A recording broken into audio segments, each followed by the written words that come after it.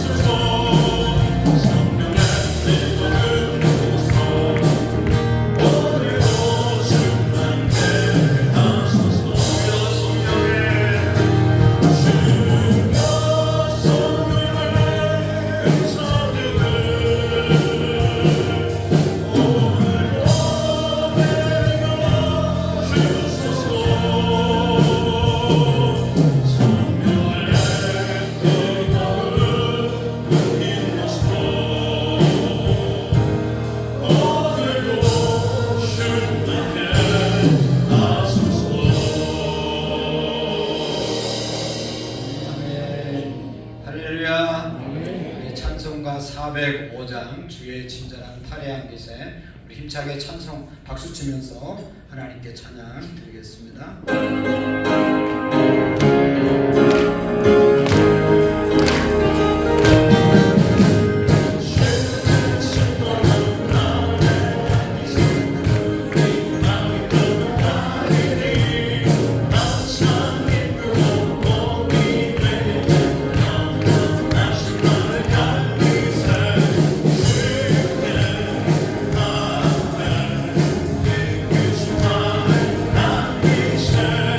주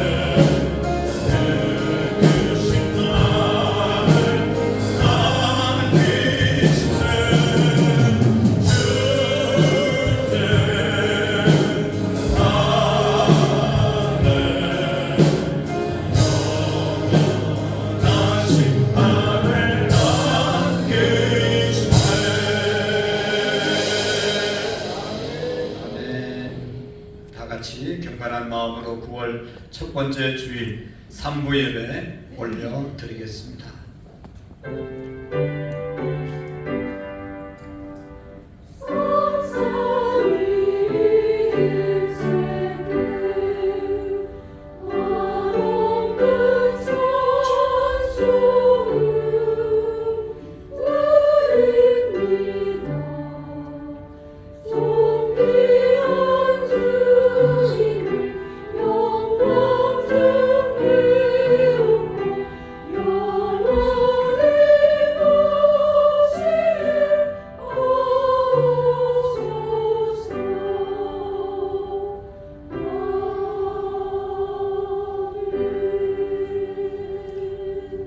그를 믿는 자마다 영생을 얻게 하려 하심이라. 하나님이 세상을 이처럼 사랑하사 독생자를 주셨으니 이는 그를 믿는 자마다 멸망하지 않고 영생을 얻게 하려 하심이라. 하나님이 그의 아들을 세상에 보내신 것은 세상을 심판하려 하심이 아니요 그로 말미암아 세상이 구원을 받게 하려 하심이라. 무더위로 지루하고 힘들었던 8월을 보내게 하시고 주님 안에서 9월 첫 번째 주일 첫날을 맞이하여 하나님의 집에서 기도하는 집에서 하나님 예배할 수 있도록 은혜 주심을 감사합니다. 아멘. 우리가 드리는 예배와 찬양 기도를 받아 주옵소서. 아멘.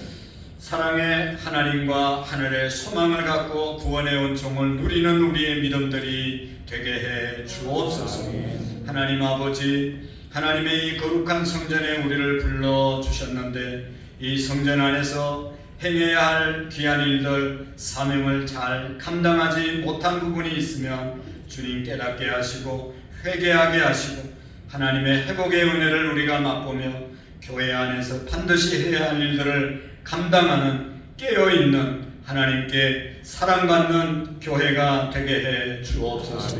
무엇보다도 이 집은 기도하는 집이라고 말씀하셨사오니 기도를 회복함으로 우리 모두가 하나님의 축복을 누리며 살아가는 성도님들이 되게 해 주옵소서.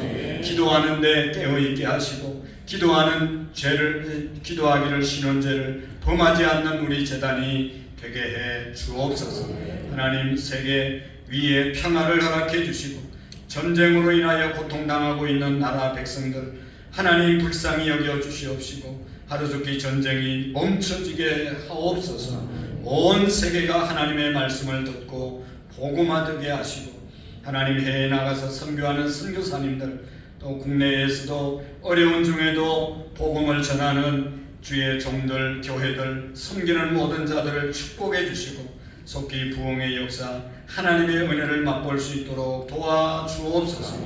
하나님 우리 교회가 하나님이 세우신 뜻을 바르게 이루어드리는 교회가 되게 해 주옵소서. 무엇보다도 우리 교회에 등록한 모든 성도님들이 인격적으로 주님을 만나고 우리의 가족들이 예수님 믿고 구원받는 천국의 가정들이 다 되게 해 주옵소서. 이전에 모일 때마다 기도하며 흩어지면 전도하는 나는 죽고 예수로 사는 우리의 믿음들이 되게 해 주옵소서. 이 시간도 하나님의 은혜가 우리의 심령 가운데 가득히 임재하여 주셔서 하나님께 영광 돌리게 하시고 하나님이 주신 귀한 은혜를 맛보는 복되고 아름다운 시간이 되게 해 주옵소서. 예수님의 이름으로 기도하옵나이다. 아멘. 다 같이 자리에서 일어나셔서 우리 하나님 찬양하시겠습니다.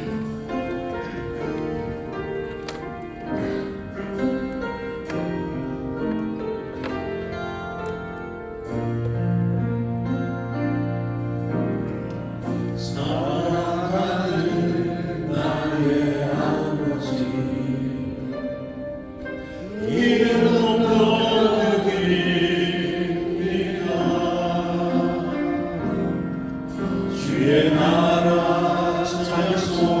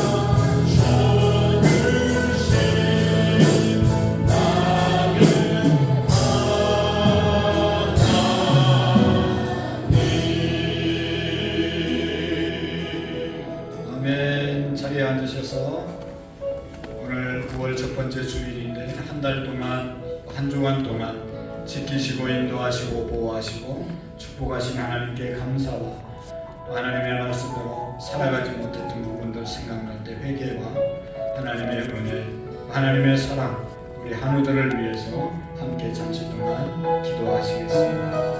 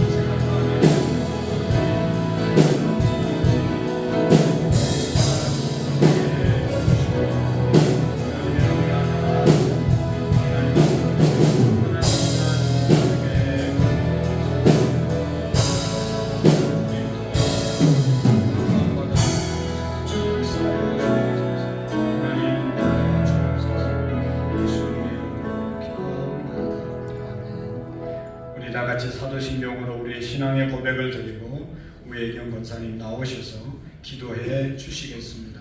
나는 전능하신 아버지 하나님 천지의 창조주를 믿습니다.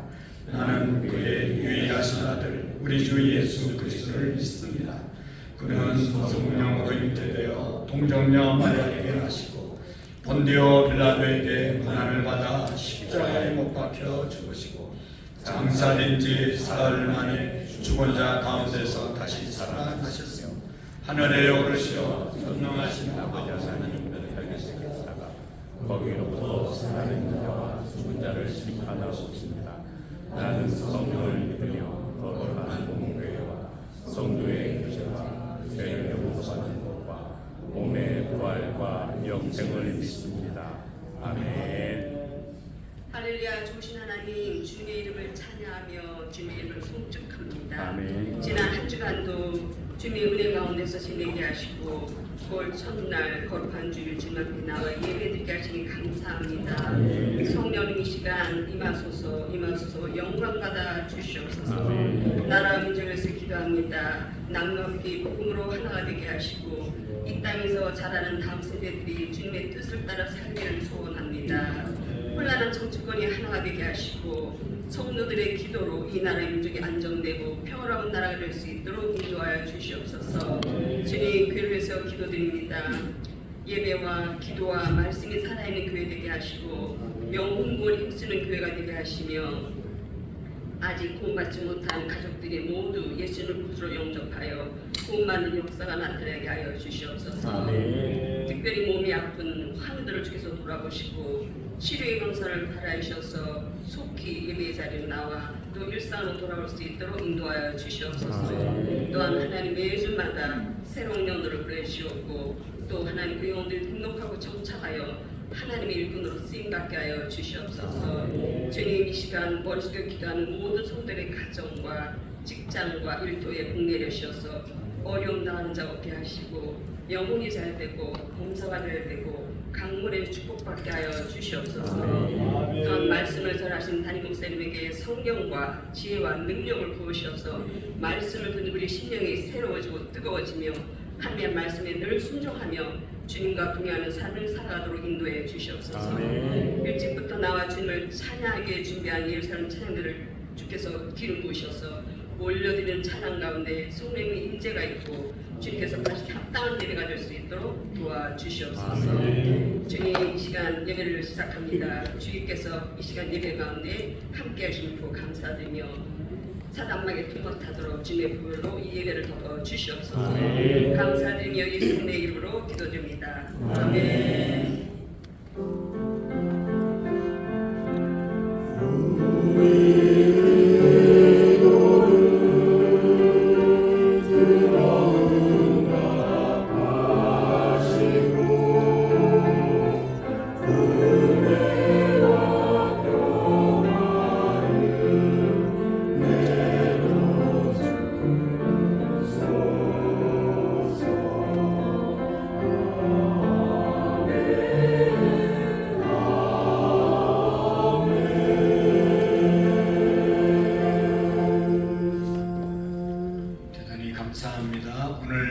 첫째 주일날 주시는 말씀 이사야서 49장 13절 말씀부터 17절 말씀까지 교독으로 읽으시고 우리 13절 말씀을 다시 한번 읽으시고 우리가 한 주간도 묵상할 수 있기를 바랍니다. 13절 말씀입니다.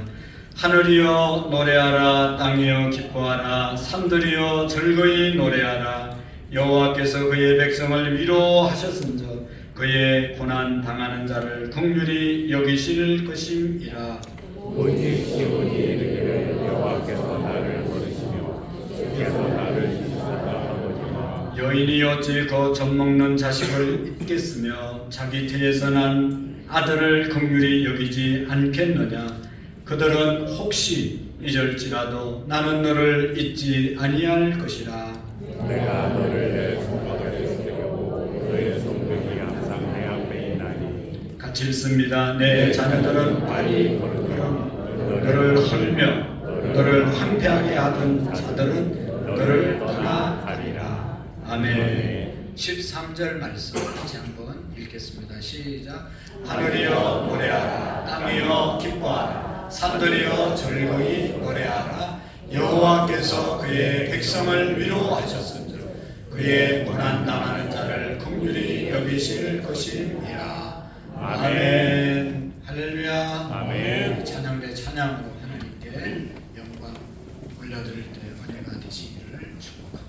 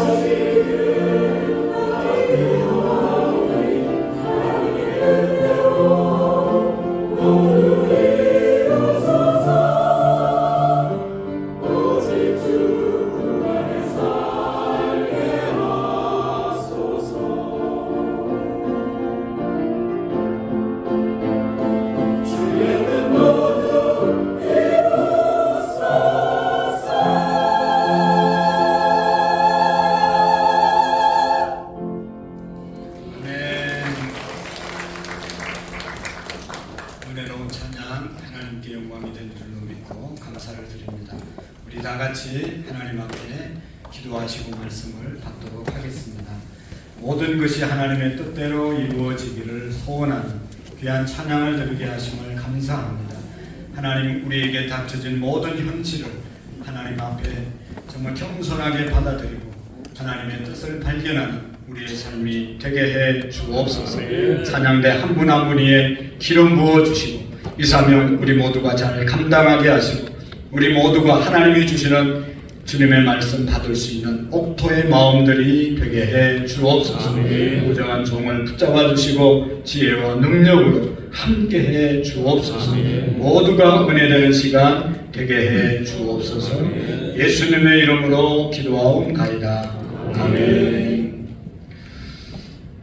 이런 이야기가 있습니다. 아무런 죄가 없는데 권력자의 미움을 받아서 감옥에 갇혀서 감옥 생활을 하는 사람이 있었습니다. 프랑스의 샤론이라는 사람인데 나중에 기록에 의하면 나폴레옹에게 미움을 받아서 그냥 감옥에 갇혀서 오랜 동안 감옥 생활을 하게 되었습니다. 미련한 사람은 권력자에게 미움을 받으면 좋을 일이 하나도 없어요. 그래서 여러분, 권력자에게 우리가 잘 보이는 것이 지혜로운 겁니다. 어쨌든 그런 얘기 하려고 하는 것이 아니라 이 사련이가 감옥 생활을 하는데 처음에는 억울하게 감옥에 갇혔다고 가족들도 많이 찾아오고 친구들도 찾아와서 격려해주고 늘 이렇게 해주다가 시간이 점점 흐르면 흐를수록 가족도 자주 찾아오지 않고 친구들 더더욱 다 떨어져 나가고 이제 어느 날 감옥 안에 있으니까 마음도 외롭고 쓸쓸하기도 하고 고독하기도 하고 늘 너무나 큰 외로움이 몰려오기에 되었습니다. 그래서 그가 바닥에 있는 돌을 주셔서 벽에다 이런 글씨를 썼습니다. 아무도 돌보지 않는다. 아무도 나를 돌아보지 않는다. 큰 글씨로 벽에다 써놨습니다. 그러면서 감옥 생활을 하루하루 외롭고 고독하게 보내고 있었습니다. 마음의 소망을 잃어버린 삶을 이제 절망으로 표현한 것이죠. 그러던 어느 날 그 감옥 바닥에 그 세면바닥 틈에 이렇게 파란 새싹이 올라오는 것을 보았습니다. 신기하게도 그 컴컴한 감옥 안에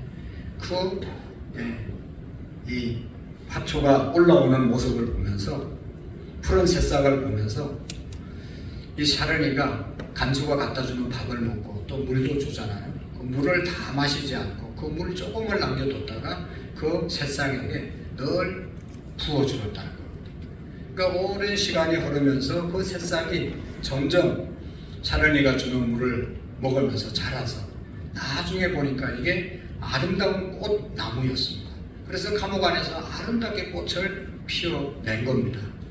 샤르니도 깜짝 놀라고 너무너무 신기하지 않습니까? 그래서 그는 아름다운 꽃을 보면서 옛날에 아무도 나를 돌봐주지 않는다. 그 글을 지우고 이렇게 다시 벽에다가 글을 썼다고 합니다. 하나님께서 돌보신다. 하나님께서 돌보신다. 절망이 소망으로 바뀌어서 하나님이 돌보신다 하는 것을 써놓고 하나님이 그 감옥 안에서도 하나님이 자기와 함께 하시고 하나님이 돌봐주셨다는 것을 고백하는 그런 모습을 보게 되었습니다. 여러분, 이 꽃을 피워놓고 자기가 늘 저렇게 보면서 너무 기뻐하고 있는데 어느 날은 옆방의 제수를 면회하러 온 그 옆방 제수가 이제 갇혀있는데 거기 딸이 면회를 왔습니다. 지나가면서 감옥 안에 피어있는 저 꽃을 보고 너무 신기하고 너무 아름다워서 면회하고 돌아가서 바깥에 나가서 말했습니다. 어느 감옥 몇 번 방에 꽃이 피었더라. 이 이야기를 그냥 전하니까 입으로 귀로 전해져서 황후에게까지 조세핀 황후에게까지 이 말이 들려졌다고 합니다. 그래서 이 이야기를 전해들은 조세핀 황후는 이런 말을 했습니다. 꽃을 진심으로 사랑하고 돌보는 사람은 결코 나쁜 사람이 될 수 없다. 꽃을 그렇게 직업정성으로 돌보는 사람의 심성은 나쁜 심성을 가진 사람이 없다. 그런 생각을, 그런 말을 하면서 이 황제에게 건의를 했습니다. 그 사람은 잘못이 없습니다. 죄가 없을 겁니다. 그래서 건의해서 그 이제 사련이가 그 이제 모함을 이렇게 풀고 석방이 되었다는 이야기입니다.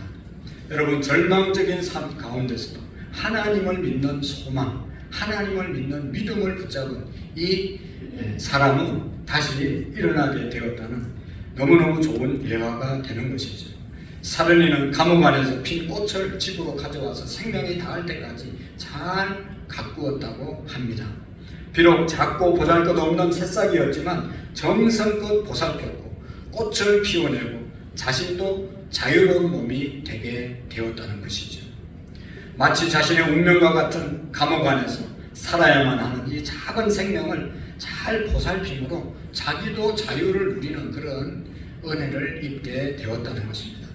사랑하는 성도 여러분, 절망적인 환경 속에서도 그렇게 살아가는 절망적인 상황의 삶이라도 희망을 갖고 하나님을 믿고 살아갈 때 하나님이 돌보시는 은혜를 입게 될 줄로 믿습니다. 여러분, 하나님은 분명히 살아계시고 그 살아계신 하나님을 믿음으로 고백할 때 생명의 길로 우리를 인도하시는 하나님이심을 믿으시기를 바랍니다. 하나님을 믿는 믿음, 소망 부리지 않는 사람은 정말로 다시 사는 그런 역사가 분명히 있습니다. 그런데 반대로 하나님을 믿지 않고 소망을 갖지 못하는 사람이야말로 이 세상에서 가장 불쌍한 삶을 살아갈 수밖에 없는 것이죠. 여러분, 우리가 하나님을 믿는 사람들이시죠. 우리는 하나님의 자녀들이죠. 우리는 하나님의 백성 맞죠? 우리가 믿는 하나님, 여러분이 믿는 하나님은 어떤 하나님이십니까? 내가 믿는 하나님을 분명히 경험하고 분명히 믿으면 정말로 우리의 인생은 지금보다도 복된 인생을, 믿음대로 되는 인생을 살아가게 될 줄로 믿습니다. 오늘 성경에 보면 그 하나님에 대해서 우리에게 말씀하고 있는데, 첫 번째로 우리가 믿는 하나님, 우리를 늘 지켜주시는 그 하나님은, 여기 보면 우리의 아버지 되신 그 하나님은 고난 중에서 우리를 긍휼히 여겨주신다. 우리가 고난당할 때 긍휼히 여겨주시고, 또 하나님은 우리의 위로자가 되시는 하나님이시다 라고 말씀하고 있습니다.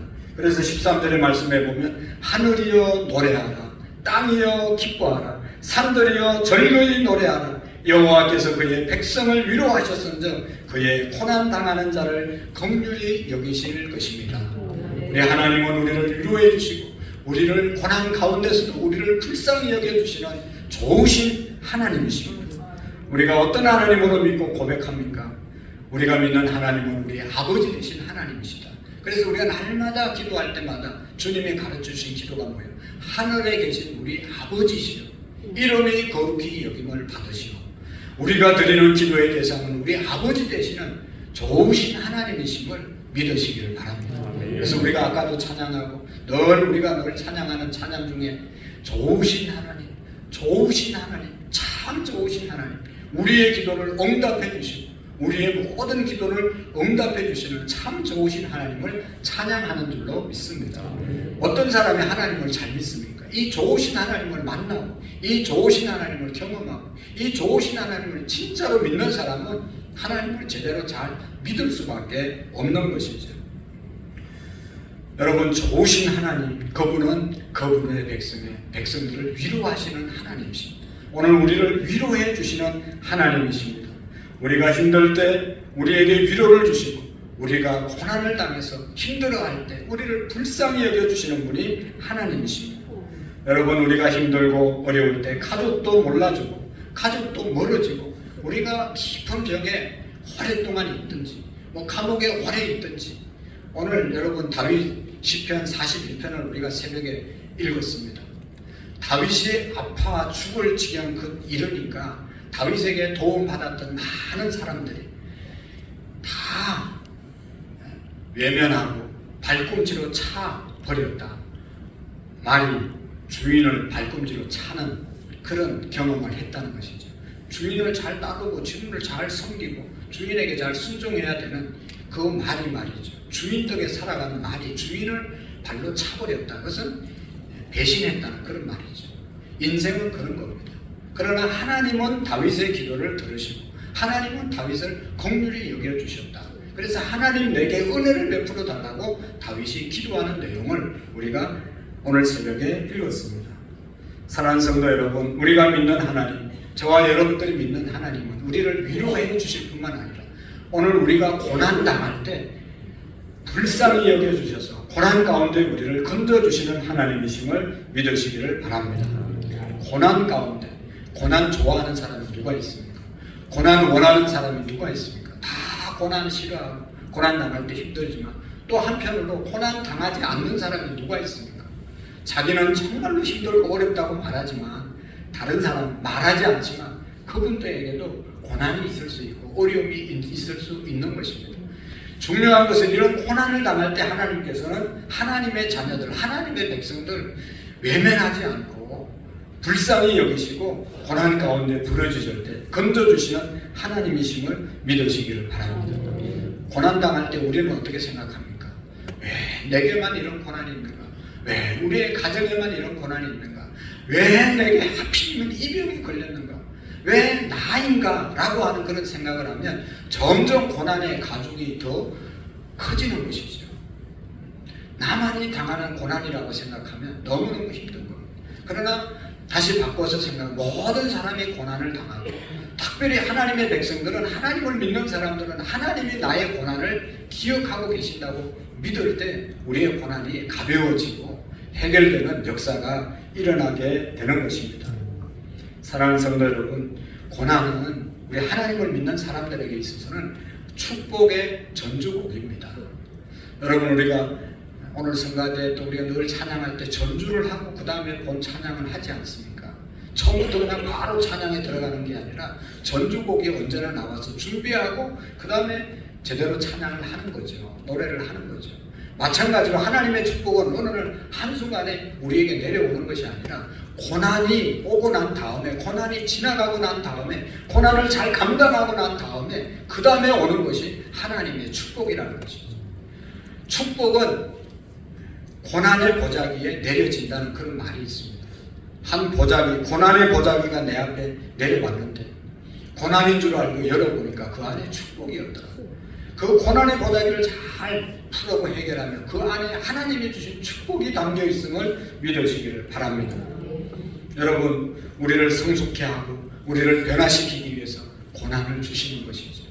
여러분, 날마다 좋은 날만 있으면 비가 안 오고 따뜻한 햇빛만 비치면 얼마나 좋을 것 같지만 사막으로 변합니다. 때로는 비도 와야 되고 태풍도 와야 되고 눈도 와야 되고 눈보라가 쳐야 정상적인 삶을 살아갈 수 있는 것입니다. 여러분, 어린아이가 태어나면 병들지 않고 병치레하지 않고 계속 건강하게 자라면 얼마나 좋겠어요. 그런데 그런 아이가 세상에 어디 있어요? 자라다 보면 병약해서 병원에 입원할 때도 있고 병치레하면서 자라는 건 아니겠어요? 병치레하고 나면 병치레할 때는 힘들지만 그 다음에 끝나고 나면 아이가 딴짓을 하고 더 성장해 가는 것을 우리가 보게 되지 않습니까? 고난 후에 성장이 온다는 것이죠. 고난을 잘 이기면 하나님의 축복이 우리에게 임할 줄로 믿습니다. 여러분, 우리의 신앙도 꼭 마찬가지입니다.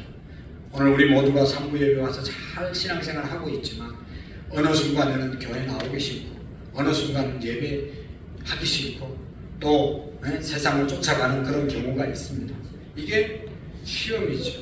고난일 수 있습니다. 이것을 견디고 이것을 극복해야 우리의 신앙이 계속 꾸준하게 성장하는 것이지, 조금 어렵고 교회 나오기 싫다고 해서 자기 마음대로 예배생활 그만두고 그러면 날마다 제자리 걸립니다. 성장할 수가 없어요. 고난을, 시험을, 유혹을, 게으름을 우리가 극복할 때 우리의 믿음이, 우리의 삶이 성장되고 지는 줄로 믿습니다. 그래서 고난 당하는 것이 내게 유익이라 이로 말미암아 내가 주의 율례를 배우게 되었다고 다윗은 고난이 내게 유익했다고, 내가 성장하는 데 기회가 되었다고 고백하는 것 아니겠습니까? 그때는 힘들고 어려웠지만, 아플 때는 괴롭고 힘들었지만 그 아픔이 지나가고 나고 이기고 보니까 내게 큰 유익이 되었다라고 하는 것이죠. 그래서 주님의 일꾼으로 세워지고 만들어지는 줄로 믿습니다. 고난은 사람이 아닌 하나님을 의지하게 하고, 고난은 교만한 사람을 겸손하게 만드는 하나님의 작업인 것입니다. 하나님 앞에 내가 겸손하게 엎드릴 때 고난이 지나가고, 또 고난을 통해서 더욱더 성장된 하나님의 사람으로 세워짐을 믿으시기를 바랍니다. 그래서 우리 모두가 고난의 광야를 잘 이기시고, 고난의 광야에서 주님을 만나고 주님의 은혜를 체험하는 그런 저와 여러분들이 되어질 수 있기를 축복합니다. 여러분, 하나님은 우리를 절망 가운데서 홀로 내버려 두지 아니하시고, 어린아이가 갓난이 젖먹이를 절대로 잊어버리지 않는 것처럼 하나님은 우리를 절대로 잊어버리지 않는다는, 내가 고난 중에 있어도 하나님 나를 잊은 것 아니야. 왜 내가 하나님의 자녀인데, 하나님은 나를 사랑한다고 하는데 고난 중에 있는 거야. 오늘 성경에 그렇게 한탄하잖아요. 그러나 기억해야 합니다. 하나님은 절대로 우리를 잊어버린 것이 아니라는 것입니다. 어린아이 젖먹이는 어머니가 혹시 잊어버릴 리가 없지만 혹시 잊어버릴지라도, 여기 혹시라는 것은 불가피한 상황에서 아이를 내가 기억은 하고 있지만 챙기지 못할 때가 있잖아요. 어린아이들이, 여러분, 아이를 출산해서 그냥 챙기지 못하고 버리치는 아이들이 우리나라에 얼마나 많이 있습니까? 아주 잘못된 것이잖아요. 잊지 않고 마음에 기억한다 하더라도 형편 여건이 돼서 자기가 챙기지 못하는 그런 산모들이 있잖아요. 그런 사람은 있을 수 있지만 하나님은 절대로, 하나님의 자녀들, 저와 여러분들을 절대로 잊지 않는다는 하나님의 약속을 믿으시기를 바랍니다. 그래서 여기 말씀하잖아요. 시온이 이르기를 여호와께서 나를 버리시며 주께서 나를 잊으셨다고 하지만, 그러나 여인이 어찌 그 젖먹는 자식을 잊겠으며 자기 태에서 난 아들을 긍휼히 여기지 않겠느냐. 그들은 혹시 잊을지라도 나는 너를 잊지 아니하리라. 나는 너를 잊지 아니할 것이니라. 할렐루야. 주님이 말씀했습니다. 어떤 고난 중에 있더라도 하나님은 우리를 절대로 잊지 않으심을 믿으시기를 바랍니다. 하나님은 우리의 체질을 아신다고 시편 104편 14절에 말씀했습니다. 우리의 체질이 어떻습니까? 여러분, 건강한 체질이시죠? 우리 장로님 집사님들, 제가 제일 부러워하는 것은 건강한 체질을 가진 사람들. 그러나 여러분, 건강한 체질을 가져서 한순간 약해지는 그런 경우를 우리가 보지 않습니까? 아주 멘탈도 강하고 그냥 뭔 얘기를 들어도 넘어지지 않는 아주 강한 체질, 또 멘탈이 강한 사람도 있어요. 그러나 또 한편으로 보면 남에게 말을 하지 않지만 한없이 약한 체질을 갖고 있습니다. 그렇게 굉장한 사람인 것 같아도 여러분, 그냥 별만 아닌 것에 시험 들고 별만 아닌 것에 그냥 마음이 한순간 무너지는 사람들을 우리가 얼마나 많이 보세요. 우리의 연약한 체질을 아시는 주님, 먼지와 같은 그런 우리의 체질을 아시는 하나님께서 우리를 절대로 잊지 않으신다고 말씀하고 있는 것입니다. 우리의 모든 것을 아시고 계신 하나님께서 우리를 사랑하시고 우리를 품어주시는 사랑의 은혜의 하나님이심을 믿으시기를 축복합니다. 뿐만 아니라 우리 하나님은 좀 더 나가서 보면 나를 가까이 하시는 하나님이시다 라고 말씀하고 있습니다. 하나님은 우리를 얼마나 가까이 하시는가. 오늘 16절 말씀에 보면 하나님이 우리를 손바닥에 새겨 놓으셨다고 말씀하고 있습니다. 손바닥에 우리를 새겨 놓으신 분이 하나님이십니다. 요즘 세상이 너무 많이 변해가지고 젊은 사람들 할 것 없이, 또 나이 든 사람들 보면 덩짝에다가 그냥 온갖 그림을 그냥 문신으로 하는 사람도 있고, 팔뚝, 다리 어디에다가 막 새겨서 다니는 사람들을, 흉한 사람들이 있습니다. 여러분, 하나님은 그런 것이 아니라 하나님이 우리가 너무 소중하기 때문에 잊어버리지 않기 위해서, 가장 가까이에서 기억하고 돌보기 위해서 하나님의 손바닥에 우리를 기록해 놓았다는 것입니다. 늘 우리와 함께 하시면서 우리를 축복하신 하나님을 믿으시기를 바랍니다. 16절 보세요. 내가 너를 내 손바닥에 새겼고 너의 성벽이 항상 내 앞에 있나니. 하나님은 우리를 하나님의 손바닥에 새겼다. 우리의 성벽이 하나님 앞에 있다고 말하고 있습니다. 여러분, 옛날에 다 지금도 손바닥에 뭐 기록한 사람들 안 계세요? 다 한두 번씩 손바닥에 뭐 기록한 적이 있죠. 잊으면 안 되는 거, 꼭 기억해야 할 급한 거 손바닥에 기록했다가 봐야 될 시간에 보지 않습니까? 학교 다닐 때 열심히 공부한 사람들 문제를 외워도 기억이 안 되면 급할 때 보려고 손바닥에 새겨가지고 그렇게 있다가 선생님만 볼 때 딱 펴서 보고 모르는 척하고. 중요한 것은 손바닥에 새긴단 말이죠. 쓸데없는 것을 새기는 게 아니라 정말로 중요하고 잊어버리지는 안 되는 그런 무슨 약속이라든지 뭐 전화번호라든지 뭐 이런 것들을 우리가 새기잖아요. 하나님이 오늘 저와 여러분들을 어떤 분으로 보시나 잊어버리면 안 될 가장 가까이에서 챙겨야 될 손바닥에 새겨 놓으신 분들임을 믿으시기를 바랍니다. 하나님이 우리를 새겨 놓았다 할 만큼 우리를 사랑하시고 우리를 지키시고 돌보시는 참 좋으신 하나님이십니다. 여러분, 우리가 아는 것처럼 이스라엘 역사, 이스라엘 백성들이 우상을 섬겼을 때 바벨론 포로로 끌려갔습니다. 그들이 세웠던 예루살렘 성을 지키기 위해서 쌓은 성벽 다 무너졌습니다. 그런데 하나님께서 말씀하시기를 너희들의 성벽이 항상 내 앞에 있다 라고 말씀하고 있습니다. 성벽이 다 무너졌는데 우리 앞에 항상 성벽이 있다. 성벽이 있어야 성을 지키고 예루살렘 성 안에는 항상 하나님을 찬양하는 그러한 일들이 예루살렘 성 안에 있었잖아요. 근데 이방 나라를 통해서 성벽이 다 무너졌으니까 그런 일을 할 수 없는 상황이 되었다는 겁니다. 그럼에도 불구하고 하나님은 우리에게 말씀하십니다. 하나님의 성벽이 너희 앞에 있다. 하나님이 너희들의 모든 것을 지키는 성벽이 되어 주신다 라고 말씀하고 있습니다. 다시 말하면 우리의 삶에 다가오는 무너지는 그 어떤 것들이 있습니다. 우리를 무너뜨리는 것들이 있잖아요. 고난으로 인해서 우리가 무너질 때도 있고 질병으로 인해서 무너질 때도 있고 경제적인 어려움을 인해서 무너질 때도 있고 또 어떤 인간관계 사람이 나를 괴롭고 힘들게 만들어서 무너지는 그런 마음들이 있습니다. 그러나 하나님은 그 성벽을 다시 세워주셔서 우리를 지키시고 보호해 주시겠다는 그런 말씀입니다. 그런 나를 무너뜨리고 힘들게 하고 좌절하게 만드는 그런 가운데서도 하나님이 우리를 보호하시고 도와주시겠다는 말씀이지. 그래서 성경에 보면 시편 122편 7절에 8절의 말씀을 보면 여호와께서는 너를 지켜 모든 환난을 면케하시고 할렐루야. 또 내 영혼을 지키시고 여호와께서 너희 출입을 지금부터 영원까지 지키시리라고 말씀하셨습니다. 지금부터 영원까지 저와 여러분들의 발걸음 하나하나를 하나님이 지켜주심을 인도하심을 믿으시기를 바랍니다. 그리고 오늘 하나님은 회복시켜주시는 하나님이시다. 우리의 모든 것을 회복시켜주시는 하나님이심을 우리가 기억해야 합니다.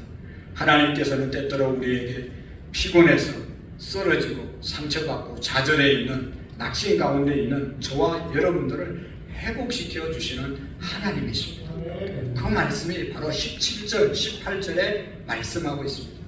내 자녀들이 빨리 걸으며 너를 헐며 너를 황폐하게 하던 자들을 너를 떠나가리라 말씀하면서 그 뒤에 쭉 말씀하는데 이 말씀의 뜻은 우리의 자녀들이 빨리 이제 걸음을 할 것이다. 이 말씀은 빠른 걸음을 한다는 말은 빨리 걷는다는 말이죠. 왜 빨리 걷느냐? 우리의 자녀들이 이제 포로에서 돌아와서 성을 다시 예루살렘 성을 다시 수축하기 위해서 빨리 움직인다 하는 그런 말씀이에요. 다 무너진 것 젊은이들 우리의 자녀들을 통해서 다시 그들을 움직여서 회복시켜 주신다고 하는 그런 말씀인 것입니다. 그래서 실질적으로 하나님께서는 이스라엘의 무너진 성벽을 서둘러 재건하게 하셨습니다. 그 일에 가장 앞장서게 하셨던 분이 느헤미야죠. 느헤미야는 58일 만에 70년 동안 회복하지 못한 예루살렘 성을 수축하는 그런 역사를 이루게 되었습니다. 다 하나님이 회복시켜 주셨다는 것이죠. 그렇습니다. 우리 하나님은 회복시켜 주시는 하나님이십니다. 이스라엘 백성들을 한때 우상을 섬겨서 다 하나님을 떠나고 하나님의 말씀을 지키지 못할 때 바벨론에 아수르에 다 포로로 끌려갔잖아요. 북이스라엘은 아수르에 722년에 멸망을 당하고 끌려가고 남쪽 유다는 남아 있었는데 바벨론에 586년에 또 포로로 끌려가고 다 어려워지는 그런 상황이 되었습니다. 그러나 다시 예루살렘으로 돌아와서 성벽을 건축하게 되는 그런 하나님의 회복의 역사를 허락해 주셨습니다. 그들이 포로로 끌려가서 눈물을 흘리며 회개했잖아요. 왜 하나님의 백성들이 하나님을 믿지 않는 이 이방 민족들에게 끌려와서 종이 되어야 하나? 포로 생활을 하다 보니까, 노예 생활을 하다 보니까 깨닫게 된 것이죠. 자기들을 돌아보게 된 것이죠. 어떻게 하다 하나님의 백성들이 하나님 안 믿는 사람들의 종이 되어서 비참하게 살아가야 되나? 이것을 생각해 봤어요. 돌아봤어요. 여러분, 우리도 하나님의 백성으로서 당당하게 축복의 삶을 살아야 되는데 그렇지 못한 삶을 살아가게 될 때 우리를 돌아보셔야 됩니다. 왜 내가 이 지경에 이르는가? 왜 우리 민족이 이 지경이 되었는가? 돌아볼 때, 그래서 우리의 잘못을 발견하고 회개할 때 하나님은 어떤 하나님이라고요? 회복해 하시는 하나님이십니다. 우리가 잘못을 깨닫고 회개하고 돌이킬 때 우리 하나님은 우리의 모든 것을 회복시켜 주실 줄로 믿습니다. 그래서 여러분, 삶이 무너질지라도 어떤 상처를 받고 힘든 그런 상황 속에 우리가 떨어질지라도 하나님의 은혜를 바라보면서 하나님, 제가 잘못했습니다. 하나님, 저를 불쌍히 여기셔서 나를 절망 가운데서 낙심 가운데서 일으켜 주시옵소서. 내가 주님께 범죄했습니다 하고 기도하면 하나님은 우리의 기도를 들으시고 그 절망 가운데서 회복시켜 주시는 하나님이심을 믿으시기를 바랍니다. 하나님 앞에 내 허물을 내려놓고 기도하면 하나님은 우리를 회복시켜 주십니다. 무너진 성벽을 회복시켜 주신 하나님께서 무너졌던 우리의 가정을 회복시켜 주시고 어려워진 우리의 사업을 회복시켜 주시고 무너졌던 우리의 삶을 다시 정상으로 이전보다 더 나은 모습으로 변화시켜서 우리를 사용하여 주실 줄로 믿습니다. 하나님 앞에 우리가 회개할 때, 돌이킬 때 다시 회복의 역사가 일어나게 되는 것입니다. 여러분, 우리나라 근대사를 보면 우리나라가 언제부터 경제적으로 큰 부흥의 역사를 일으켰습니까?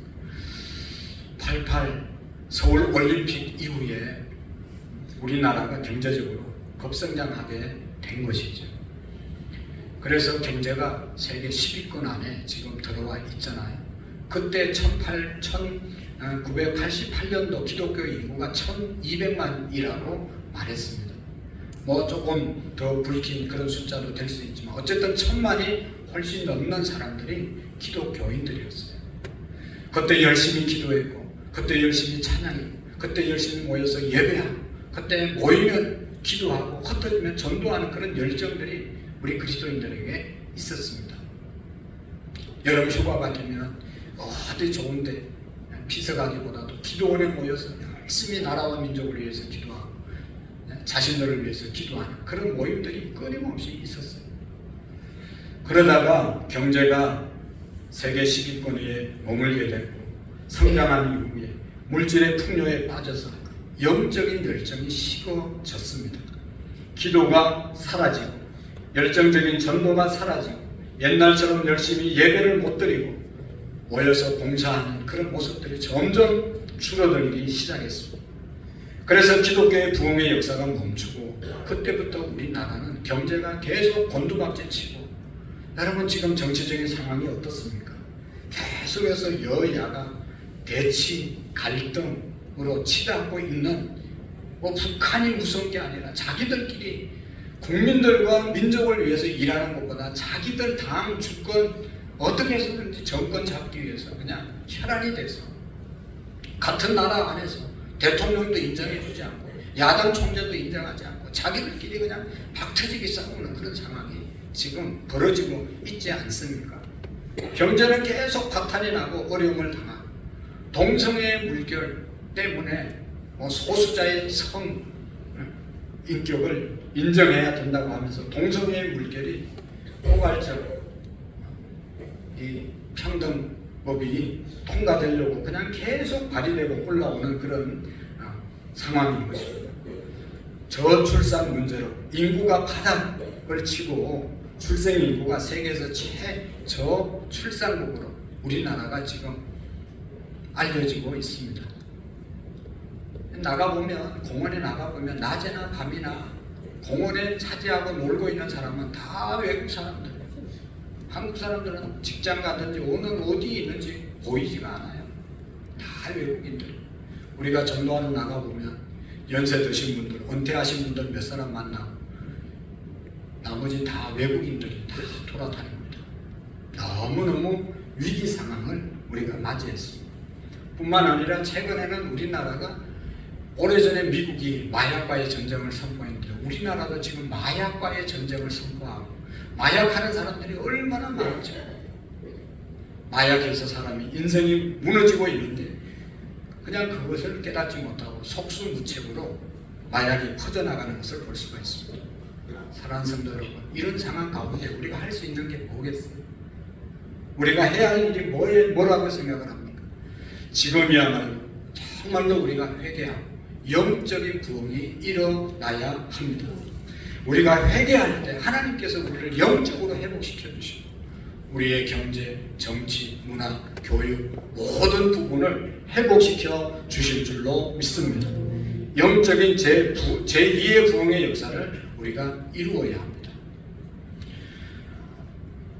주님 우리를 용서하시고 우리가 섬기는 물질의 우상을 다 무너뜨리고 주님께 완전히 돌아올 수 있는 그런 은혜를 달라고 우리가 기도해야 합니다. 우리 교회가 정말로 기도의 집이라는 것을 회복하고 하나님 앞에 기도할 때 가정이 회복되고 건강이 회복되고 사업장이 회복되고 물질이 회복되는 우리의 삶의 변화의 역사가 일어나게 될 줄로 믿습니다. 우리 하나하나가 변화되어서 하나님의 사람으로 쓰임받는 위대한 역사를 이루어갈 수 있기를 축복합니다. 여러분, 바보 의사 별명을 가진 안수연이라는 그러한 의사 선생님 아시고 계시나요? 그는 고려대학교 의과대학을 졸업하고 신실한 이제 크리스찬의 의사였습니다. 사랑과 친절로 사람들을 섬기고 돌보고 봉사했습니다. 그래서 환자들로부터 주변의 동료들로부터 존경을 받는 그런 젊은 의사였습니다. 아무리 바쁜 날이라도 주일 예배 절대로 빠지지 않고 죽을 시간도 없다고 말하는 인턴십을 할 때도 주일 예배를 한 번도 빠진 적이 없다고 합니다. 하나님 앞에 예배하는 것을 최우선으로 생각하고 환자들에게도 언제나 가장 최고의 관심과 사랑으로 표현했다고 합니다. 환자들을 만나면 많이 아프시죠? 제가 빨리 치료해 드려야 되는데 죄송합니다. 힘내세요. 하면서 그렇게 늘 인사를 했다고 합니다. 특별히 밤이 되면 자기가 맡고 있는 중환자들 찾아가서 자고 있는데 손을 붙잡고 기도를 하며 잠자고 있던 중환자도 깨어나서 그의 기도 소리를 듣고 옆에 있던 가족들 돌봄이 간호하시는 분들도 일어나서 같이 기도하고 은혜받고 고침받고 이런 역사가 많이 있었다고 합니다. 어느 할머니가 안수연 선생님에 대해서 이렇게 이야기했습니다. 이 어린 의사가 나를 살렸습니다. 이 어린 의사가 나를 살려주었습니다. 이런 이제 자랑을 하면서 칭찬을 하면서 다녔는데, 그래서 이 의사에 대해서 사람들은 다 감사의 얘기를 전했습니다. 그는 평소에 자기 것을 아끼지 않고 찬송가 테이프를 많이 마련해가지고 가방에 넣어서 다니면서 환자들에게 나누어주고, 또 예수님 안 믿는 사람에게 복음을 전하고 성경책 사다 주고, 또 예수님 믿다가 낙심한 사람들에게는 그 신앙서적 간정집을 사가지고 나눠주고 계속해서 복음을 전가하면서 이러한 진정한 사랑을 표현하는 그런 의사였습니다. 심지어 어린 아이들 환자에게는 찾아가서 동화책도 읽어주고 휠체어를 태워서 젊은 사람들에게는 이렇게 공연도 같이 가기도 하고, 돈이 없는 조선족 할아버지에게는 진료비도 대신 내주기도 했다고 합니다. 이처럼 병들고 소외된 사람들을 진정으로 섬기는 그런 친구로서 귀한 일을 잘 섬겼습니다. 환자들뿐만 아니라 동료 의사들, 간호사들, 병원에서 일하는 그를 만나는 모든 사람에게 사랑과 칭찬을 받은 사람이었습니다. 지금도 우리나라가 의료 대란을 지금 겪고 있습니다. 2000년도에 의약 분업으로 사태로 전국 의사들이 또 파업했던 적이 있습니다. 그는 파업했을 때 혼자 병원을 지켰다는 겁니다. 그때 아주 젊은 의사였기 때문에 위에 사람들 말을 잘 들어야 되는데 아주 막내였기 때문에 윗사람 말을 잘 들어야 되는데 나는 환자를 버릴 수 없습니다. 그러면서 며칠 동안 병원에서 홀로 병원에 나와서 밥 먹을 시간도 없어서 그냥 끼니를 햄버거로 때우면서 환자를 돌봤던 너무너무 귀한 의사였습니다. 그런데 여러분 아는 것처럼 군의관으로 복무하면서 사격 훈련을 나갔습니다. 사격 지원을 나가서 병사들과 함께 풀밭에서 식사를 했습니다. 풀밭에 앉아 있을 때 문제가 생긴 거죠. 거기에서 유행성 출혈열이 걸렸습니다. 그래서 이 유행성 출혈열이라고 하는 것은 급성으로 열이 확 오르면서 요통 출혈이 되고 일시적인 신장 기능에 장애가 오는 아주 치명적인 병이었습니다. 그래서 이 병의 증상이 있을 때 국군 통합병원으로 후송이 돼서 가서 치료를 받는데 더 이상 치료가 되지 않아서 안암 고대병원에서 치료를 받는데 치료가 되지 않아서 2006년도에 2006년 1월 5일 날 33살로 세상을 떠나게 되었습니다. 정말로 꽃다운 나이에 하나님이 부르신 것이죠. 여러분 예수님 나이도 33살의 세상을 십자가를 지신 나이인데 그는 많은 사람들의 눈물 속에 이 세상을 떠나서 장례를 치르게 되었습니다. 평소에 예수님의 모습대로 살고 싶어서 예수님의 흔적을 남긴 그였습니다. 그래서 그가 세상을 떠나고 난 다음에 그를 기억하는 많은 사람들이 책을 쓰고 또 연극을 만들고 영화를 만들어서 선한 일을 한 것을 사람들에게 알리고 그가 지었던 책 팔아서 장학금으로 사용하는 그런 일이 벌어지고 있습니다. 그런데 중요한 것은 이분이 쓴 일기가 있습니다. 일기의 한 문장이 참 도전을 주고 우리에게 교훈을 주는 것이 있습니다. 이런 일기였습니다. 이전에도 그랬듯이 하나님은 오늘의 사건 뒤에도 계십니다. 뭔가를 가르쳐 주고자 하십니다. 뭔가를 해결하고자 하십니다. 무릎을 꿇습니다. 무의미한 싸움을 그칩니다.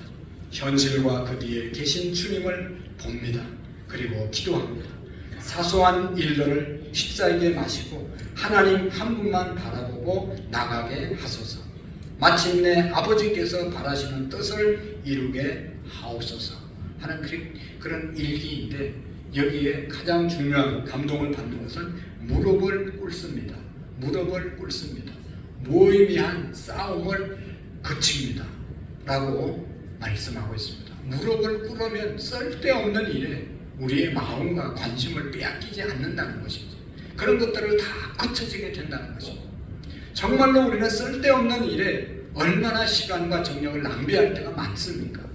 무릎을 꿇을 때 하나님께서 우리를 바른 길로 인도해 주신다는 것이죠. 사랑하는 성도 여러분, 힘든 일이 계십니까? 다른 사람과 관계가 안 좋은 그런 관계에 있는 분이 계십니까? 문제가 있는 분이 계십니까? 그 문제 뒤에 해결해 주시려고 기다리시는 그 주님 앞에 무릎을 꿇을 때 주님은 그 모든 문제를 해결해 주실 줄로 믿습니다. 갈등하는 그 모든 갈등의 문제도 무릎을 꿇을 때 하나님께서 해결해 주실 줄로 믿습니다. 여러분, 그 하나님 앞에 무릎을 꿇을 때 우리를 위로해 주시고 우리를 가장 가까이에 손바닥에 새겨서 보호하시고 지켜주시고 인도하시는 그분, 우리를 도우시고 인도하시고 회복시키는 주님을 우리가 만나게 될 줄로 믿습니다. 여러분, 우리 모두가 주님 앞에 무릎을 꿇고 정말로 우리를 위로해 주시고 우리를 붙잡아 주시고 우리를 모든 것을 회복시켜 주시는 하나님의 은혜 가운데 살아가는 그런 저와 여러분들이 되어질 수 있기를 축복합니다. 기도하시겠습니다. 변함없이 우리를 사랑하시는 주님 감사합니다. 그 주님을 우리가 바라보게 하시고 세상에 우리의 마음을 빼앗기지 않고 주님 앞에 무릎 꿇는 우리의 믿음들이 되게 해 주옵소서. 그래서 언제나 우리를 가장 가까운 데서 지키시고 보호하시는 하나님, 우리가 무너지고 쓰러질 때 회복시켜 주시고 위로해 주시는 주님을 만나는 우리의 믿음이 되게 해 주옵소서. 그 좋으신 하나님을 날마다 찬양하며 살아가는 우리의 믿음이 되게 해 주옵소서. 예수님의 이름으로 기도하옵나이다. 아멘. 우리 다같이 찬송가 304장 거룩하신 하나님의 은혜를 찬양 드리겠습니다.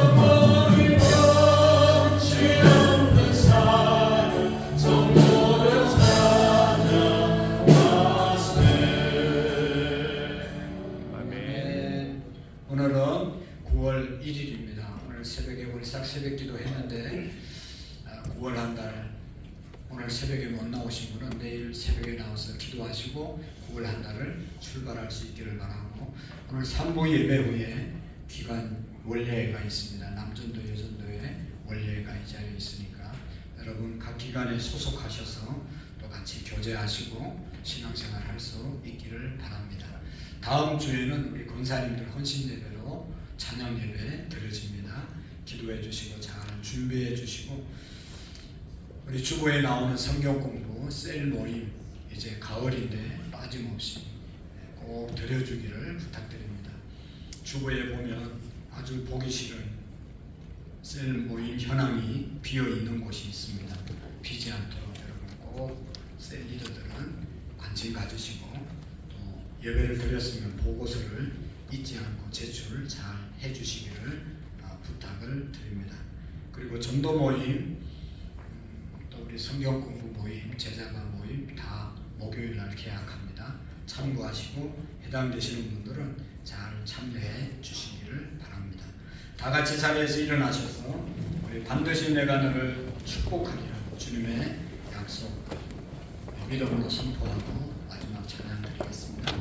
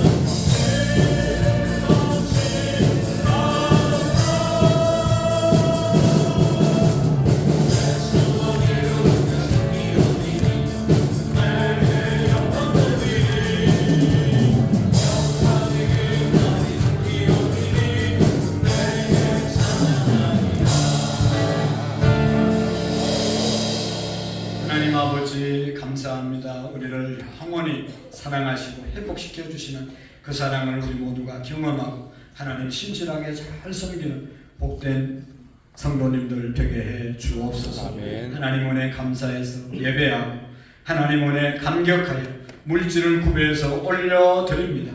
예물 통하여 하나님 영광 받으시고 이 예물이 쓰여지는 곳에 영혼의 구원의 역사가 일어나게 하옵소서. 드린 모든 손길들 위해 하나님 축복해 주셔서 드린 것 때문에 물질이 비지 않도록 하나님 더 많이 채워 주시옵시고 더 지혜롭게 물질을 관리할 수 있는 지혜를 허락해 주시옵시고 아멘. 하나님 아버지 특별히 우리 모든 성도님들이 10분의 1을 하나님께 바칠 수 있는 믿음과 하나님의 축복이 임하여 주옵소서. 아멘. 이제는 우리 주 예수 그리스도의 은혜와 하나님 아버지의 극진하신 사랑하심과 성령님의 교통하시고 역사하시고 충만하신 은혜가 오늘 위로의 하나님을 만나고 위로의 하나님과 동행하고 살아가기로 마음에 다짐하고 돌아가는 모든 성도님들 머리 위에 우리의 가정 위에 이제로부터 영원토록 함께 되시기를 간절히 축원하옵나이다.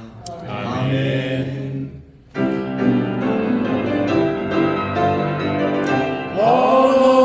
하나님은